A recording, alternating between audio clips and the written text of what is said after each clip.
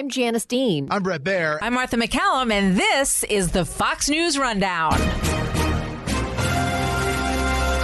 Wednesday, October 13th, 2021. I'm Lisa Brady. Backed up ports and empty shelves as supply chain issues and a labor shortage continue. But what should worry everyone is how few workers are coming back into the workforce. We speak with Texas Republican Congressman Kevin Brady. I'm Chris Foster. Texas Governor Greg Abbott bans coronavirus vaccine mandates by private businesses. Trump administration Surgeon General Dr. Jerome Adams says that's the wrong approach. So if you're pro-business and if you're about letting businesses decide what's best for them and their workforce, then I think you got to live up to it. And I just don't agree with the idea of restricting businesses' ability to determine what is best to keep their workforce healthy. And I'm Jason Chaffetz. I've got the final word on the Fox News Rundown.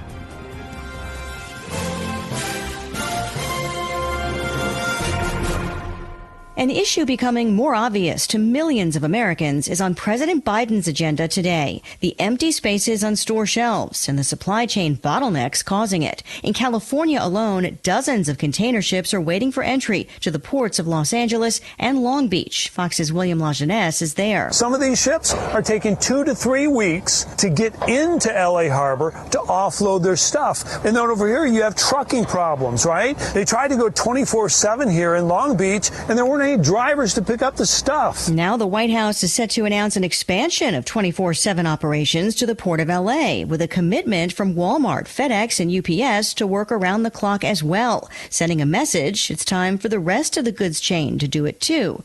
Spokeswoman Jen Psaki. The president will be meeting with the leadership of the Port of Los Angeles, the Port of Long Beach, and the International Longshore and Warehouse Union to discuss the challenges at ports across the country and actions each partner can take to address these delays. The supply chain problems are largely considered to be a pandemic ripple effect, compounded by millions of workers not returning to the workforce. But it's also fueling inflation and more questions about the president's agenda. So I think we're seeing the slowdown in jobs, the devastating worker shortage, and the higher prices all being driven by Washington and the White House. Texas Congressman Kevin Brady is the ranking Republican on the House Ways and Means Committee. President Biden's nearly $2 trillion COVID stimulus didn't create jobs. He's nearly 1 million jobs short of what he promised from that. Worse, it didn't make it easier for our Main Street businesses to hire, and we're seeing that continuing all up and down the supply chain. In fact, whether you're a small business or a big manufacturing company, you're not finding the workers you need. And that's driving not just slower deliveries and a slower recovery, it's driving prices up even higher. And if President Biden and Nancy Pelosi get their $5 trillion or whatever it is tax and spending bill, you're going to see both those problems get worse. You're going to see fewer jobs. You're going to see fewer workers in the workplace. You're going to continue to see inflation, which is on track to be the highest rate in 4 decades. I think it's going to grow worse on families and small businesses. What should the government be doing, if anything, to help address the labor shortage? And I ask that in part because, the extra unemployment benefits did end, at least the extra ones from the federal government, but yet the labor shortage persists. Yeah, so this should worry everyone, because what we saw in September, besides, most economists couldn't believe September could be worse than August as the jobs report, so they dumbed out expectations. And that it even fell below that. But what should worry everyone is how few workers are coming back into the workforce. And the ones who are 55 or older. So this is not what the government says people are just retiring. It's really just the opposite. So here's what Washington should do, which is, one, refocus on defeating the virus and rebuilding the economy. So, stop all the discussion about these impending tax hikes on small businesses, on American companies trying to compete, on families and middle class. Stop that. It's having an effect. Secondly, stop paying people more to stay home than to reconnect with work. Even though the federal unemployment bonuses went away in September, there are 2 new barriers that President Biden put in place, which is this new child tax credit, which, by the way, was created in 1997 by Republicans to help families offset the cost of raising kids, but also as part of our welfare reform, reconnecting people to work and lifting them out of poverty. For the first time now this year, the child tax credit no longer requires you to work or to have any earnings whatsoever. This creates just another welfare program. We're already hearing from Main Street businesses they're losing workers because of this new child tax credit and how it's paid out. The other thing is the Obamacare subsidies for COVID, they expanded them, lifted the cap. So right now, and made them more generous. So right now you can get jobless as good or better health care by not returning to work than going back to work. So you've got in place the federal unemployment bonuses. You now have two programs that, again, make it so much more difficult for Main Street businesses to find the workers they need. That, too, is driving up prices as well. I hear Republicans like yourself arguing against a shift toward an entitlement mentality, an entitlement-type society. But is it mostly Democrats just negotiating with each other at this point about the level of spending that's being proposed and not really about shifting priorities? Yeah, it is. They are trying to figure out how to stuff as many of their tax increases, which is crippling, and as many of the expansion of the welfare state into that $1.5 or so trillion dollars. I will tell you that you can do just as much economic damage to Main Street and to America within $1.5 trillion.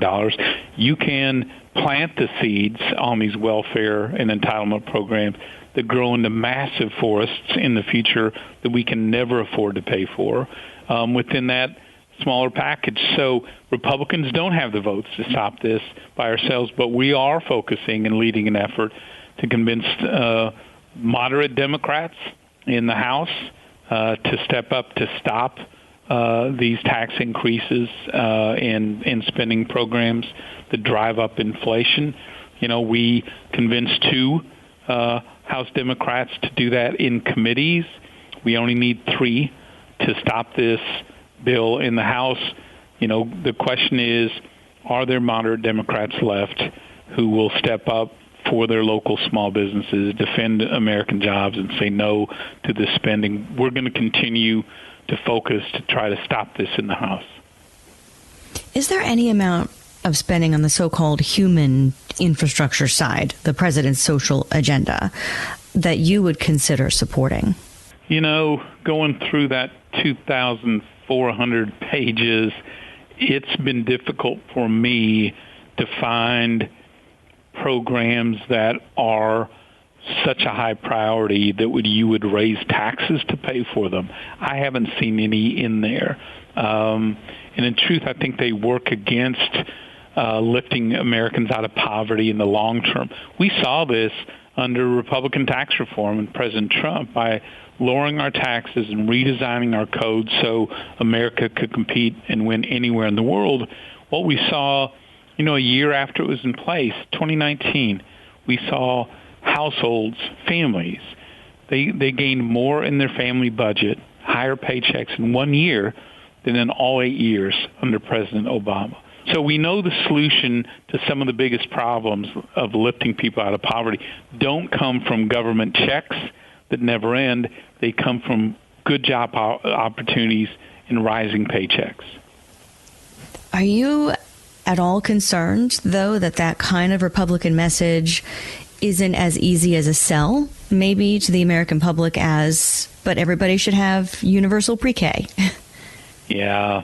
So I think they're counting, look, anything that's free is normally very popular. And if you can tax, you know, the wealthy and the big corporations, all that sounds very, very popular until you get into the details.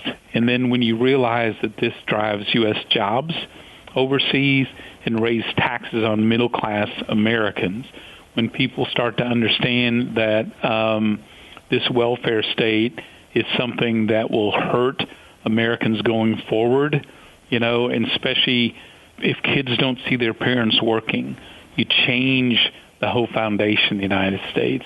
We're seeing more and more polls that show more Americans learn about what's in this bill, the less popular it is.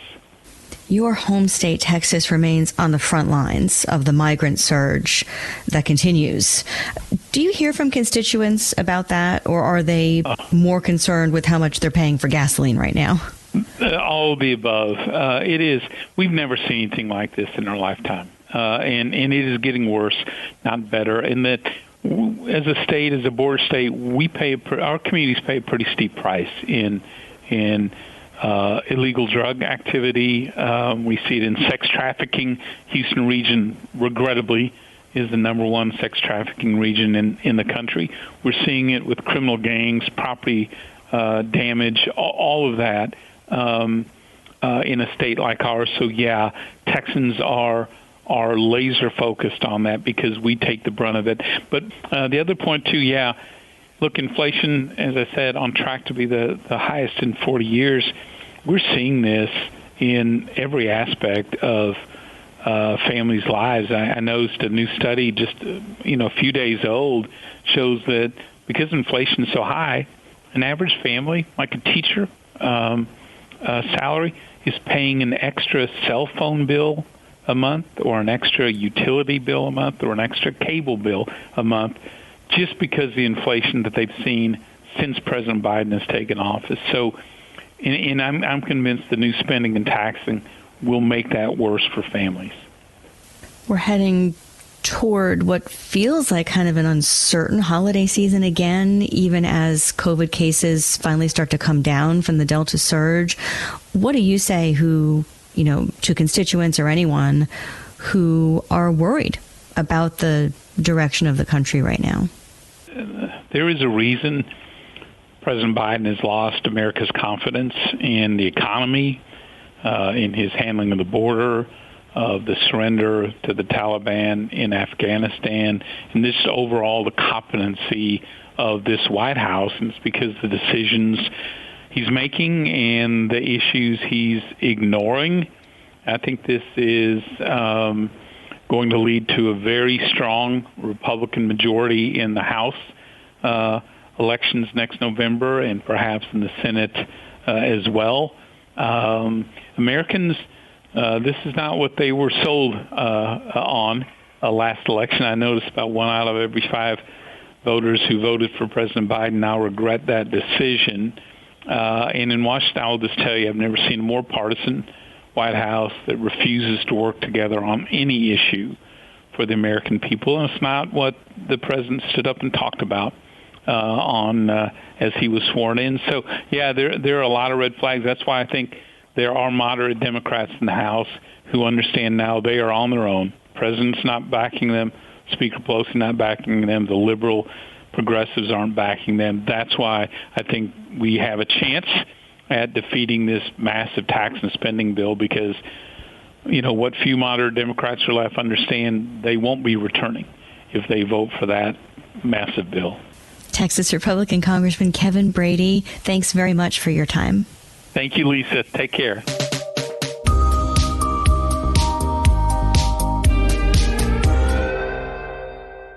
This is Jason Chaffetz with your Fox News commentary coming up. Workplace coronavirus vaccine mandates have largely been persuading people to get the shots. The White House report finds that businesses requiring that employees be vaccinated or put up with regular testing and stricter safety measures have vaccination rates above 90%. Not everyone's going along with it. Some people are giving up their jobs rather than get the shots, including jobs in healthcare. So I'm a doctor. I still practice. And I think that the burden on someone who is caring for people who are vulnerable and who come in expecting not to be exposed is one consideration. So I actually very much agree with the concept of mandates in healthcare settings because we need to protect people. Dr. Jerome Adams was Surgeon General of the United States during the Trump administration, now Director of Health Equity Initiatives at Purdue University. Many people have heard me say consistently that we should not go to mandates unless and until we've got a healthy dose of education and engagement to go along with it. It shouldn't just be bullying someone into doing something. It should be reaching out to women and making sure they understand that vaccines don't cause fertility issues. It should be reaching out to African Americans who have distrust because of Tuskegee and helping them understand the protections that are in place So I say all that because I think it's important that we understand that this all or none, either you're for mandates or you're for letting people do whatever, is not really the answer. There's nuance in between. I don't believe top-down government really engages people, but I do believe that employers should be able to decide what's best for their workplace, which is what concerns me when I see what's going on around the country, and particularly in Texas out right now. Yeah, I mean, that decision from Governor Greg Abbott that you're talking about, this executive order banning any entity in Texas, even private businesses, from requiring vaccinations for employees or for their customers, that could affect some of their bottom lines. So you think, even though philosophically you may agree that people should have their freedom, businesses you think should be able to do what they want to protect their bottom line? Well, exactly. That's what it comes down to. If you're pro-business, and if you're about letting businesses decide what's best for them and their workforce, then I think you got to live up to it. And I just don't agree with the idea of restricting businesses' ability to determine what is best to keep their workforce healthy. Another interesting point is that we are having real trouble recruiting people back into the workforce. And a lot of that's because people are worried about coronavirus. And so one of the things workplaces are doing is trying to create an atmosphere of safety to get people back to work. And we're all going to suffer if we can't create a safe workplace and a workplace where people feel comfortable coming into. Yeah, I mean, and you've alluded to the people not getting the vaccines, they're not all the same. For a lot of them, these workplace mandates or other mandates are enough to say, oh, fine, who cares? I'll just get the shots. It's fine. Others feel like, look, rightly or wrongly, they feel like there's some risk to getting the shot and it's just not worth it. They don't think COVID-19 is serious enough. They just might want and need just more information and not to be harangued about it. And then you've got the few who are going to say, look, no way, no how, I'm never going to get it. Those obviously you have to put to the side. I couldn't agree more. I think that we have allowed ourselves to believe that the majority of people who are unvaccinated are in this, what some people call anti-vax. I don't use that term. I consider it pejorative, but vaccine-resistant group. It's really only about 5 to 10% of people who are in that immovable group. Most of the people who are unvaccinated are people who just are fearful, mistrustful, haven't had time to get their questions answered. Some of them haven't had the ability to get vaccinated. And I know that's hard to believe, but you still have people who aren't able to take time off from work to get vaccinated or are worried about vaccine side effects. So the more that we can address those real concerns, those real barriers, the more we'll win people over. And I think when you couple that with mandates in some instances, then the mandates go a lot more smoothly than when it just seems like someone from top down from Washington, D.C. is saying, I'm going to make you do something, especially when it seems politically motivated. Yeah, I don't know quite what the answer is to some of those people, but some of us, more fortunate of us, may forget. Look, if you're a housekeeper, for example, or I don't know, whatever it is, you may not be able to afford to take a day off or some time off to get the vaccine, and you certainly don't want to take off a day or two in case you have some side effects. Well, there's a lot of people who work in the gig economy who we often forget about, our Uber drivers and like you said, people who are day laborers and they don't have paid time off. So that's a big part of it. But there are also people who are caregivers for children or caregivers for elderly folks or disabled folks, and they simply are fearful that if they have vaccine side effects, they won't be able to meet their obligations. And so we need to understand that. We need to approach people with compassion. And I found that when I do that, I've won more people over than people who just say, no, I absolutely don't want to hear from you. I think that's important for us to remember. Another thing that's critical is when you look at flu vaccination rates for last year, we actually had a record flu vaccination rate last year, and it was at about 55%. We're already past that for COVID vaccinations. So we always knew that when you hit about 60 to 70% vaccination rates, things were going to level off. It was going to shift from this era of open up the football stadium and there's lines of people coming to get vaccinated to really this one-on-one approach that we've got to take right now. And so I really am frustrated at the politicization of this by all sides. This idea that, hey, it's just a bunch of Republican backwoods yokels who don't want to get vaccinated. No, this isn't about politics. It's about mistrust and misinformation. Even though some of these workplace mandates are working, some of them aren't. Southwest Airlines pilots, for example, have spoken up about not wanting to have this vaccine mandate. And now there's, slowdowns. The company says it's not about vaccine mandates, it's about other stuff. But in any case, what do you do when and if these mandates shut down industry? We've also talked about, more importantly, healthcare workers, especially nurses, not getting the shots. Are you concerned about shortages there? Terribly concerned, and I've tweeted about this frequently. It really frustrates me when these healthcare institutions and other institutions go out and say, we only lost 100 nurses. We only lost 150 people due to vaccine mandates. To me, that's a loss. Anytime you're losing healthcare workers in the midst of a crisis, that is a loss. And what I want to know is, what are the demographics of that group? How many of them are women who are just scared? How many of them are African Americans or Hispanics or people of color who are diversifying our workforce in a very needed way that we're now losing? And if companies aren't reporting on that, then they shouldn't be out there applauding the fact that it's only been 50 or 100 or so people. And I also think it goes back to what I said earlier. If the places that have successfully implemented mandates are the ones that coupled it with heavy doses of education throughout, so that you got to a point where people really did understand, okay, you made an honest attempt, a real genuine attempt to reach out to me, and you're just not going to win me over. And so, okay, we're going to part ways. I mean, that education's been a big part of the military vaccine mandate, where we're not going to dishonorably discharge you on day one. We're going to sit you down. We're going to talk to you and try to give you some information. And it's getting better. Some service branches are lagging behind others. What would you be doing? What could you be doing to ease those concerns for service people? The Surgeon General, I was the head of the United States Public Health Service Commission Corps. And that's always been a concern that we had, that we didn't want to push people away who committed to serving their country. And we know that particularly younger people who tend to join the military, childbearing age, people who are healthier, they're people who we always knew we were going to have a hard time winning over, because they're the people who are least likely to get their flu shots and their other shots. They think they're young and invincible in many cases, and we need to help them understand the benefits of vaccination, that it makes our country safer, that it makes our country more secure, that it helps keep you healthy, it keeps people around you healthy, that it actually preserves your fertility. The Food and Drug Administration and Centers for Disease Control are expected to approve Pfizer's coronavirus vaccine for 5 to 11-year-olds sometime between Halloween and Thanksgiving.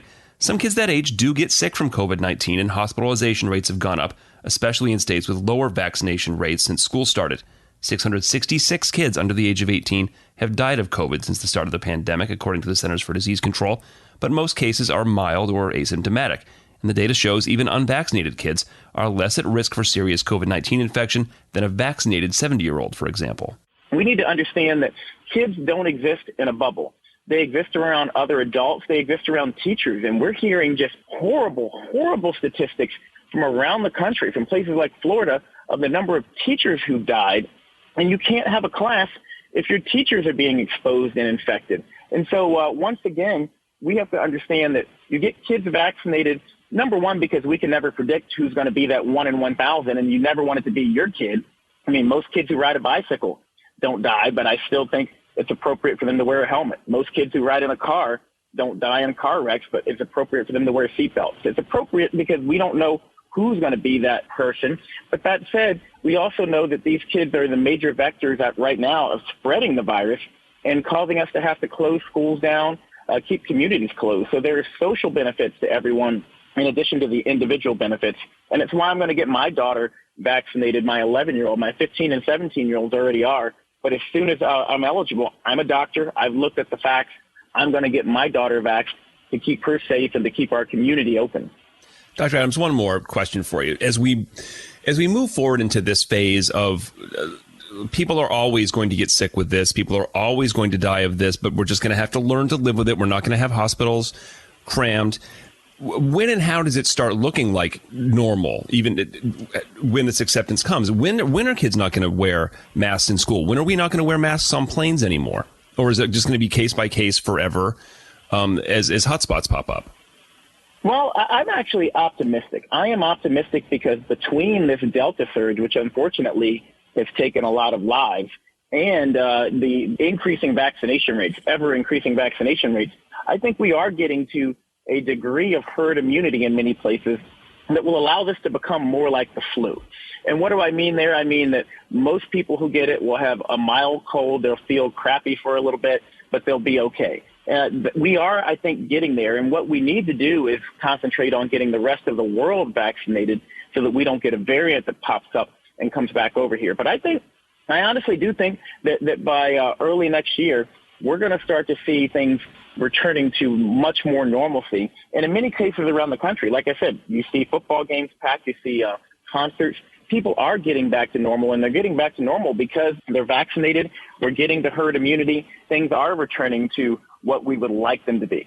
All right, I'm going to stop this because there was an optimistic answer, and that's where I want to walk away from this today. Dr. Jerome Adams, the 20th Surgeon General of the United States, Director of Health Equity Initiatives at Purdue University. Dr. Adams, thank you very much. Hope to talk to you soon. Hey, thank you, Chris. Get the facts, and then hopefully you will get your vax. That's how we get out of this.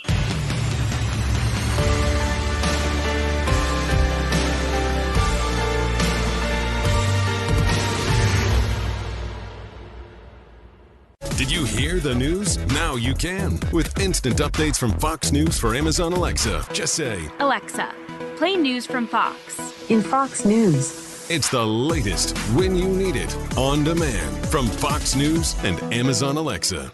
Subscribe to this podcast at foxnewspodcasts.com. It's time for your Fox News commentary.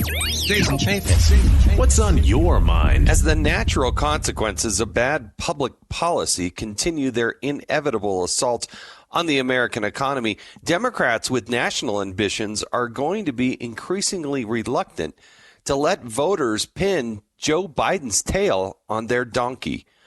This may help explain why the president is not getting a lot of help, even from his own inner circle. We aren't getting the plans we were promised. Instead, we're getting thin smoke and faded mirrors that aren't fooling anyone. Joe Biden may be aging and confused, but what's the excuse for Vice President Harris's failure to address the border crisis, Secretary Buttigieg's failure to contain the shipping crisis, or Secretary Blinken's failure to bring Americans home from a war zone? Democratic gubernatorial candidate Terry McAuliffe last week said the quiet part out loud at a Virginia virtual campaign rally. Quote, "We are facing a lot of headwinds from Washington. As you know, the president is unpopular today, unfortunately, here in Virginia. So we've got to plow through," end quote. No kidding. Almost everything this administration has touched has spiraled out of control. Spending, inflation, the pandemic, crime, supply chains, terrorism. The list goes on. But the people Biden has chosen to oversee these problems are either AWOL or in full-on spin mode.